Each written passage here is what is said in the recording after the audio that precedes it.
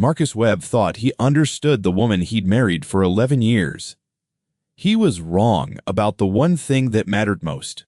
And on a cold Thursday morning in November, standing on the curb outside a house that had never truly been his, he was about to learn just how wrong he carried a single duffel bag.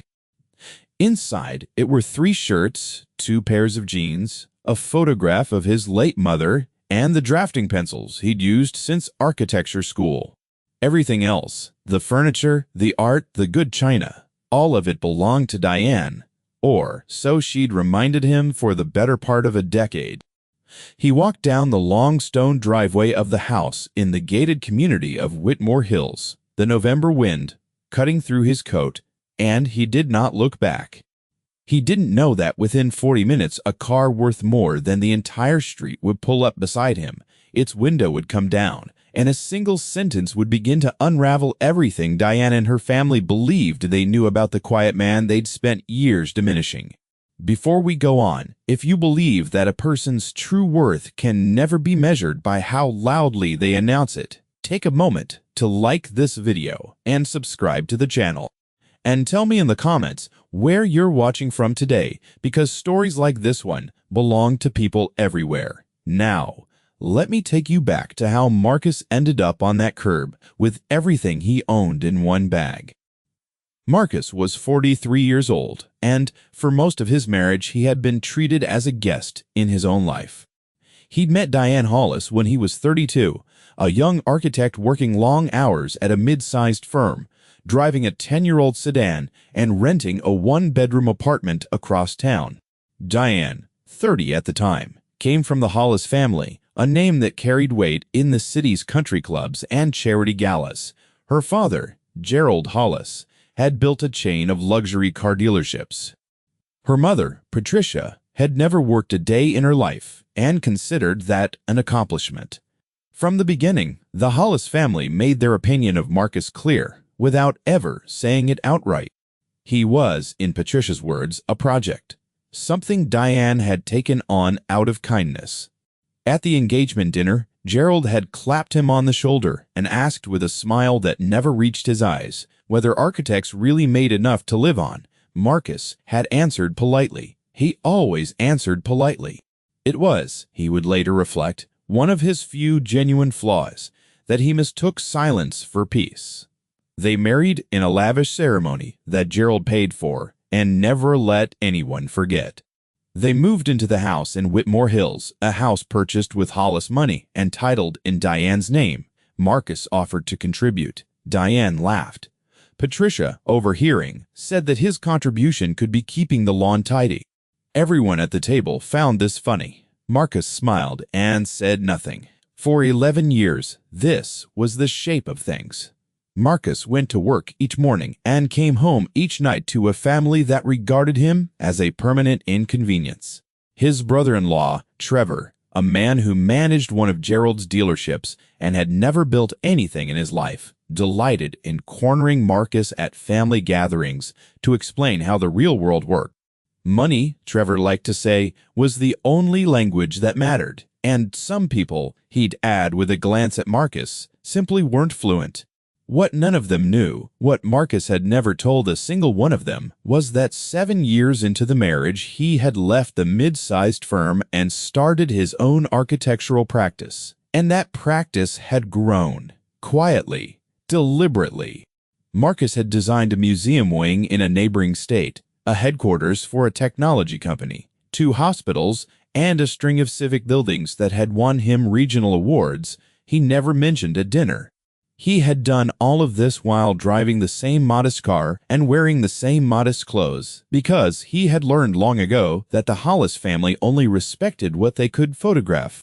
He kept his success separate, not out of shame, but out of exhaustion. Every time he'd tried to share something good, Diane had found a way to shrink it. When he told her he'd landed his first major commission, she reminded him her father closed deals like that before breakfast. So he stopped telling her. And the more he withheld, the more they assumed he had nothing to withhold. The morning everything changed had begun like any other. But 3 days earlier, something had cracked. Diane had come home from lunch with her mother and announced over dinner that she wanted to talk about their future. Marcus had felt a flicker of hope. He set down his fork, and then Diane, in the calm voice of a woman reading a grocery list, told him that she and her family had been discussing his situation and that everyone agreed it might be best if Marcus considered moving on. He asked her what she meant. She meant divorce. She meant that the house was hers, the money was hers, the life they'd built was hers, and that he was, in the gentlest possible terms, surplus. Patricia had apparently offered to help find him a suitable apartment. Trevor had volunteered to sell his car for him at a fair price. They had, Marcus realized, planned his removal the way one plans the disposal of old furniture. The statement landed, simple, devastating, final, and Marcus, sitting across from the woman he'd loved for 11 years, felt something inside him settle into a terrible, clarifying calm. He did not shout. He did not plead. He asked only one question. He asked Diane whether in all their years together she had ever once been curious about what he actually did all day. Diane blinked, confused, and said that of course she knew what he did. He drew buildings. Marcus nodded slowly. He drew buildings. Yes, that was in a sense true. He said he would leave in 3 days. Diane seemed almost disappointed by how easy it was. What Diane didn't know, what none of them knew, was that 2 weeks before that dinner, Marcus had received a phone call that would change the trajectory of everything. But to understand that call, you have to understand the man on the other end of the line. Over the 3 days that followed, Marcus moved through the house like a ghost, taking inventory of a life. He touched nothing that wasn't his. He packed his duffel bag with a strange lightness, as if setting down a weight he'd carried so long he'd forgotten its shape. Diane treated the whole thing as a mild social awkwardness to be managed, she informed her parents. Patricia sent a text that said simply, finally. Trevor called to ask, only half joking, whether he could have the drafting table in the garage, since Marcus clearly wouldn't need it anymore. Marcus told him the drafting table was welcome to stay. It had never been Marcus's anyway. On the second night, Diane's parents came to dinner, ostensibly to discuss logistics, but really, Marcus understood to enjoy the spectacle. Gerald sat at the head of the table in Marcus's own house and delivered a speech about how there was no shame in a man knowing his limits. Patricia dabbed her mouth and said she'd always known Diane could do better. Trevor laughed too loudly at his own jokes, and Marcus sat quietly, cataloging each remark not out of malice, but the way an architect notes the stress points in a failing structure, knowing precisely where and when it will collapse. Because, 2 weeks earlier, Marcus's phone had rung, and the voice on the other end had belonged to a man named Arthur Chen. Arthur was the chairman of the Meridian Foundation, one of the largest philanthropic architectural bodies in the country. Meridian was preparing to build a landmark, a 9-figure civic and cultural complex that would define the city's skyline for the next century. They had reviewed hundreds of firms, and after 18 months of quiet deliberation, they had chosen Marcus Webb, not just to design it, to lead the entire development. It was the kind of commission that transformed a career into a legacy, that put a man's name on the lips of every developer and financier in the region. And Arthur Chen had told Marcus something else on that call, something that made Marcus go very still. The primary financial backer of the Meridian complex, the man whose fortune would fund the buildings Marcus was to design, was a private investor who had specifically requested Marcus by name after seeing the hospital he'd built 2 states over. A quiet, immensely wealthy man who valued substance over noise. Marcus had agreed to meet the backer in person. That meeting was scheduled for Thursday morning, the very Thursday he would walk out of Diane's house for the last time. He hadn't told Diane any of it. Why would he? She had made it abundantly clear she wasn't interested. And there was, buried beneath Marcus's calm, a small and human desire to see whether she would ever ask, whether anyone in that house would ever wonder about the man they were so eager to discard. None of them did. Right up until the last morning, they treated his departure as a minor errand. The quiet before the storm had a particular quality that Thursday. The house was silent. Diane was still asleep upstairs, untroubled by the ending of 11 years. Marcus stood in the front hall with his duffel bag, and he looked, one final time, at the photograph on the wall from their wedding, at the young man he'd been, hopeful and eager to be loved by people who had never intended to love him. He felt no bitterness, only a clean, cold readiness. He opened the door and stepped out into the November morning. The sky was the color of pewter. His breath clouded in front of him. He walked down the long stone driveway, past the manicured hedges and the fountain Gerald had insisted on, and he did not stop until he reached the curb at the edge of the property where he intended to call for a ride to his meeting. He never made the call, because as Marcus stood there, a car came down the quiet street of Whitmore Hills, and even from a distance he knew what it was. A Rolls-Royce Phantom, midnight blue, moving with the silent gravity of something that did not belong to the ordinary world. It slowed as it approached him, and then, impossibly, it stopped, right beside him, the engine barely a whisper. The rear window came down. The man inside was perhaps 70, with silver hair and sharp, kind eyes, wearing a simple gray suit that cost more than Trevor's annual salary. He looked at Marcus, and he smiled the way a person smiles at someone they've been waiting a long time to meet. "Marcus Webb," the man said. It was not a question. Marcus nodded, caught off guard for the first time in 3 days. "My name is Arthur Chen," the man said. "I believe we have a meeting this morning, though I confess I couldn't wait. I wanted to see the site of the Meridian Project one more time before we began, and I thought I would collect you myself. My driver has your address." He glanced at the duffel bag at Marcus's feet, at the modest man standing alone on the curb, and something flickered across his face. Not pity, recognition. "It seems I've caught you at an unusual moment." Marcus looked back at the house behind him, at the windows still dark, at the life he was leaving, and then he looked at the open door of the Rolls-Royce that Arthur Chen's driver had stepped out to hold for him. "You've caught me," Marcus said quietly, at exactly the right moment. He picked up the duffel bag and he climbed into the car. What Marcus didn't know, as the Phantom pulled smoothly away from the curb, was that upstairs, Diane had just woken. She stood at her bedroom window, looking down at the driveway, and she saw the tail end of a midnight blue Rolls-Royce disappearing down the street. She saw the empty curb where her husband had stood. And a small, uneasy question began to form in her mind, a question she would spend the coming weeks unable to shake. Why had a car like that been on their street? And why did it feel, absurdly, as though it had come for him? Inside the car, Arthur Chen studied Marcus with the frank curiosity of a man who had spent a lifetime learning to read people. He asked no prying questions about the duffel bag or the dark house. Instead, he talked about the Meridian Project, about the vision he'd carried for 20 years, about the buildings that would rise where nothing had ever stood. And then he said something that made Marcus turn from the window. Arthur explained that he had not simply chosen Marcus's firm. He had, over the past several months, quietly moved a significant portion of his own foundation's development capital into a new entity, a joint venture. The Meridian Complex would be built through this venture, and Arthur wanted Marcus to hold an equity stake in it. Not a fee, not a commission, ownership. Because Arthur believed, as he put it, that the man who imagines a thing should share in what it becomes. Marcus was quiet for a long moment.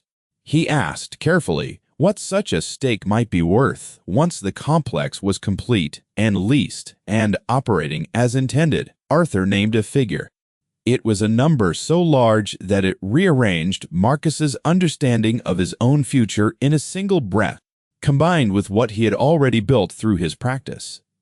Quietly, over 7 years, Marcus Webb was, as of that morning, in the back of a Rolls-Royce, a genuinely wealthy man. Wealthier, in fact, than Gerald Hollis had ever been. He almost laughed, not out of greed, out of the sheer dizzying irony of it. 3 days earlier, he had been informed that he was surplus, that the family would help him find a suitable apartment, that Trevor would sell his car at a fair price. He looked out the window at the gray November sky, and he thought about the 11 years of small humiliations, the jokes about lawn care, the questions about whether architects made enough to live on, the speech Gerald had delivered at Marcus's own dinner table about a man knowing his limits. He felt no urge toward cruelty. That was never his nature, but he understood, with perfect clarity, that a reckoning was coming, and that he would not have to lift a finger to bring it about. He would simply have to let the truth become visible. And the truth, once seen, would do what truth always does to people who have built their lives on the wrong assumptions. The days that followed moved quickly. Marcus settled into a suite at a hotel downtown, not because he couldn't afford far better, but because he was a man who had never needed much. He signed the papers with the Meridian Foundation. The joint venture was formalized. And within a week, the announcement went out, the way such announcements do. First as a whisper through the city's development community, then as a headline in the business press. The Meridian Cultural Complex, the largest civic development in the region's history, would be led and co-owned by the architect Marcus Webb. Gerald Hollis read that headline over his morning coffee. He read it twice. He set down the paper and picked up his phone and called Diane, and his voice, Diane would later recall, had a strange, unfamiliar tremor in it. He asked her whether the Marcus Webb in the newspaper could possibly be her Marcus. And Diane, standing in the kitchen of the house that was now hers alone, felt the floor shift beneath her. She had spent 3 days telling her friends that she'd finally freed herself from a man who drew buildings for a living. She had not understood what that phrase meant. Now the whole city seemed to understand it, and she was the last to know. The reversal, when it came, did not arrive as a confrontation. Marcus never sought one out. Instead, it arrived the way weather arrives, gradually, and then all at once the invitations came first.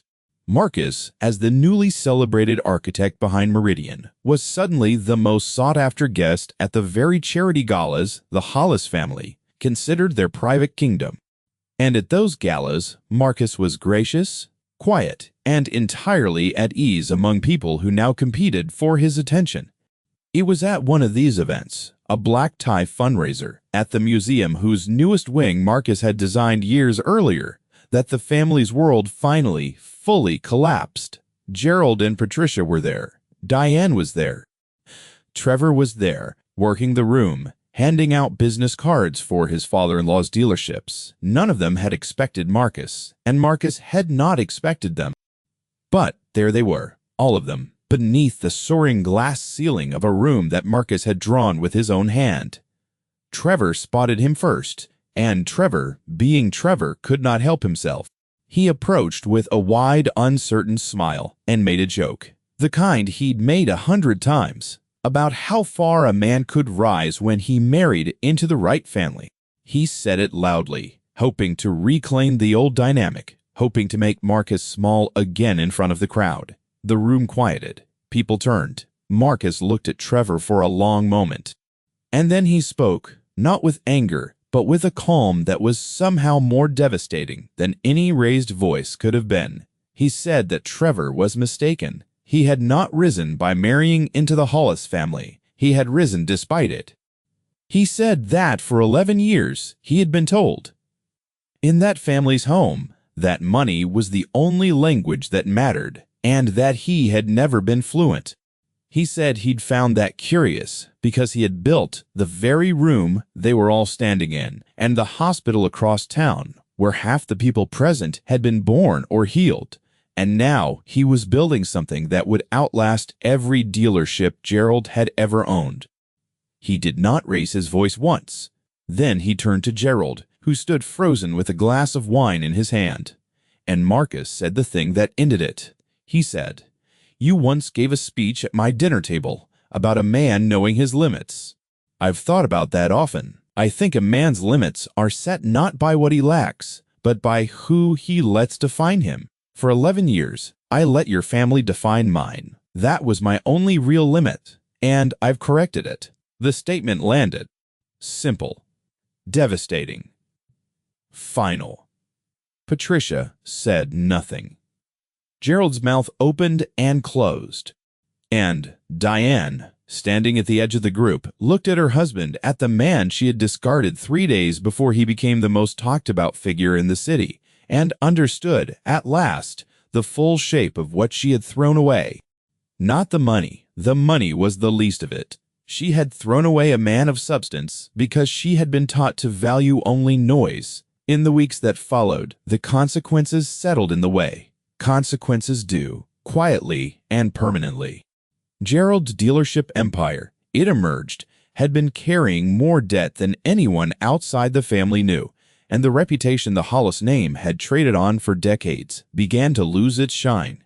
Now that the family's most quietly accomplished member was no longer available to lend them borrowed dignity, Trevor's business cards stopped opening doors. The invitations to the right parties grew scarce. Diane reached out to Marcus once. She sent a long message, full of the words she had never once offered during their marriage. She said she saw now how blind she'd been. She said she'd made a terrible mistake. She asked whether there might be a way back. Marcus read it carefully, the way he read everything, and then he wrote a short reply. He said that he held no anger toward her and that he wished her well sincerely, but he said that a person could not be blind for 11 years and clear-sighted only in the moment the accounts changed. He said that respect, real respect, could not be summoned by a headline. It had to exist before the world was watching, and in 11 years, hers never had. He wished her peace, and he meant it. That was the thing that surprised even him. In the end, he felt no triumph in her loss, only a quiet sorrow for the years they'd both wasted, and a deep-settled gratitude for the freedom he'd finally found. Marcus Webb went on to build the Meridian Complex, and it became everything Arthur Chin had imagined. But the thing Marcus was proudest of was not the buildings. It was the man he'd allowed himself to become. The moment he picked up that duffel bag and climbed into the back of that car. A man who had stopped waiting to be valued by people incapable of seeing him, and had finally chosen to see himself. So, let me ask you this, wherever you're watching from today. How many people in your own life have you underestimated because they were quiet? And how many have underestimated you? Because here is the truth Marcus learned on a cold November curb, the truth I want you to carry with you. Your worth is not decided by the people who fail to see it. It never was. The moment you stop letting them measure you is the moment you finally become free. If this story moved you, please like this video and subscribe to the channel because there are many more stories like this one waiting to be told. Share it with someone who needs to remember their own quiet strength. And I'll see you in the next one.